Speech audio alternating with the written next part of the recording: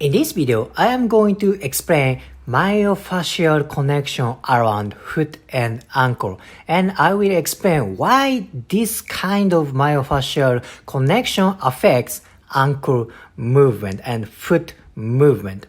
You see these colorful tapes? These tapes represent muscle, okay? This red one represents tibialis anterior. Tibialis anterior touches on tibia and runs anterior part of the ankle and attaches here. It's on the medial part of the foot. It attaches on medial cuneiform. Medial cuneiform is this one. Medial cuneiform and first metatarsal. See this red tape, tibialis anterior attaches on medial cuneiform and first metatarsal. And what is function of tibialis anterior? Its function is dorsiflexion.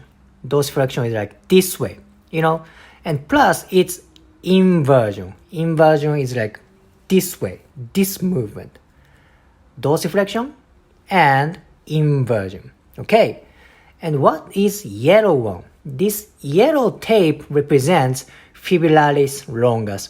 Fibrillaris longus attaches on the fibula, very top part, and comes this way, this way, this way, and curves around, and it attaches on medial cuneiform and first metatarsal. What kind of muscle also attaches on medial cuneiform and first metatarsal? It's tibialis anterior. But before I'm going to talk about relationship with these two muscles, let me explain function of fibrillaris longus. Its main function is eversion. Eversion is like this movement, okay? Eversion. And it slightly does plantar flexion. Plantar flexion is point out toe, this way, right? Dorsiflexion and plantar flexion, okay? So, tibialis anterior and fibrillaris longus have completely opposite function, right? Tibialis anterior, dorsiflexion and inversion. Fibrillaris longus, eversion and plantar flexion, right? And attachment of these two muscles are very, very close. Medial cuneiform and first metatarsal. So there is like a loop in between these two muscles. See, yellow tape attaches here. And there's myofascial connection to tibialis anterior. So you see this kind of loop here, this loop. So what happens if tibialis anterior gets tight? It brings foot to inversion and maybe to dorsiflexion, like this way. What happens to fibrillaris longus if tibialis anterior gets tight? It's lengthened, right? Lengthened and stuck. What if fibrillaris longus gets tight? It brings foot this way, and tibialis anterior is also affected. So you see this kind of loop connection. That's why tibialis anterior and fibrillaris longus connection is very, very important in terms of inversion and eversion mechanics. Inversion and eversion are very important for ankle movement and biomechanics for rest of the joint, like knee joint, hip joint, and pelvis. This movement is very important. So this is first connection, tibialis anterior and fibrillaris longus, okay? Now next connection is tibialis anterior and this one. This represents Achilles tendon and gastrocnemius.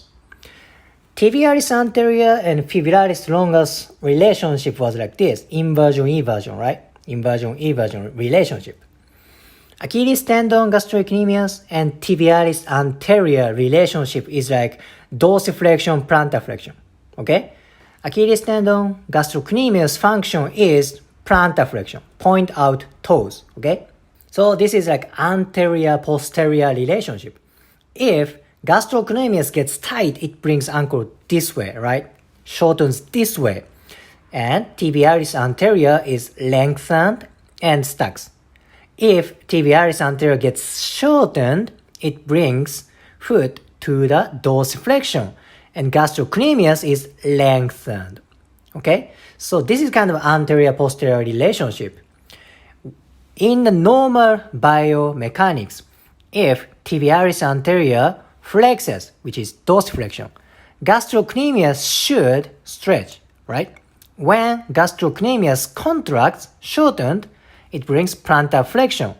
Then tibialis anterior should be lengthened. This is natural joint function, right?